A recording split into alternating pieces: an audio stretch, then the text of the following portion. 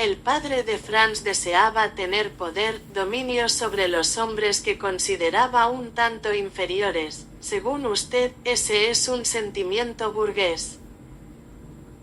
Pero su hijo, antes de ser voluntariamente secuestrado, ¿no había satisfecho su pasión por el poder cuando era oficial nazi? Antes no era oficial, se alistó después del caso del rabino polaco, era hijo, simplemente, pienso que había concluido sus estudios y luego era libre, era minero, no tenía aún edad para alistarse. En la pieza está escrito, usted sabe que albergó y ocultó a un evadido de un campo de concentración y que en ese momento las autoridades alemanas, enteradas, exigieron, para tapar el asunto, que se alistara y partiera inmediatamente. Fue enviado al frente ruso, y en ese momento se convirtió en oficial. Ya había cambiado por completo de carácter como consecuencia de un acontecimiento tan perturbador como fue el asesinato del rabino polaco cometido ante sus ojos. Pero de todas maneras el hijo había sido educado por el padre, quien le había contagiado sus ideas de poder. La contradicción consiste en que las grandes fábricas de hoy, las grandes empresas que son verdaderos trusts, ya no permiten el despliegue del poder del capitalismo familiar, digamos si le parece. El padre era verdaderamente dueño de su empresa. Lo que le sucede al hijo, como el padre se lo dice al fin, es que ya no es dueño de nada, es un fulano cualquiera en grupos que hacen cálculos operacionales, tecnócratas, especialistas. El poder de propiedad y el poder de dirección se han separado en el caso de las inmensas empresas y por consiguiente lo que ocurre es que el padre ha hecho de su hijo un monarca, como él dice, un príncipe, alguien que tiene apetito de poder, pero al que pone precisamente en una situación en la que su apetito de poder no puede realizarse. Ahí está también la historia de otro secuestrado voluntario, un francés que había trabajado con la Gestapo durante la ocupación y que fue condenado a muerte. ¿No hay una analogía con su caso? ¿Cómo imagina usted a ese muchacho que era un pobre tipo, sin voluntad, sin la gallardía de su madre, y que de pronto demostró ser un criminal, asesinó, torturó, etc.? Y terminó encerrándose en una bohardilla durante unos 17 años, pienso que hay analogías, pienso, efectivamente, que quiso, como Franz, manifestar su poder, su voluntad de poder, no contra su padre, sino contra su madre, si le parece, ya que ésta había actuado como una madre castradora.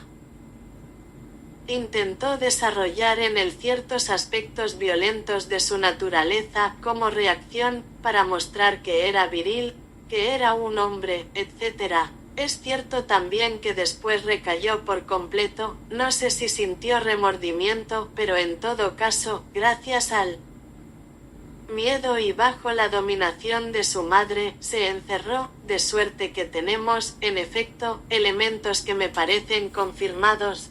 Yo había inventado a este secuestrado, pero compruebo que tiene un ejemplo. Reggiani, que representa la pieza, había conocido a otro, pero mucho antes, en 1946 o 1947, cuando filmó su primera película, Los amantes de Verona. Debía rodar una escena en una casa determinada y se encontró con que el primer piso estaba bloqueado, porque había un hombre, un italiano, un fascista italiano, también secuestrado por él mismo. Así pues, en todo el mundo existen personas como estas. Los rusos han sacrificado durante años los bienes de consumo, es decir, el bienestar del hombre, para elevar el potencial de la nación soviética, para construir la bomba H, para enviar Sputniks a la estratosfera. Hay por cierto en ello una finalidad científica, sin la menor duda, pero también hay una finalidad militar y una búsqueda de prestigio. ¿Qué piensa usted? pienso que estaban obligados a hacerlo como Estados Unidos ha estado obligado a hacer otro tanto. Estaban obligados en el sentido de que precisamente las industrias militares, dentro de la situación de los dos bloques, tienen una importancia mucho más considerable que la que merecen. En este sentido, pienso que un regreso a la paz, es decir, a una especie de licuefacción de los dos grupos y de los dos bloques, a una manera con que se reemplazarían sus grandes alianzas monolíticas por una serie de acuerdos, les permitiría a los rusos dar una parte mayor a los bienes de consumo, y, por lo demás, ya comienzan claramente, y hay una completa diferencia entre mi primera visita, en 1954, y ahora, hay una enorme diferencia.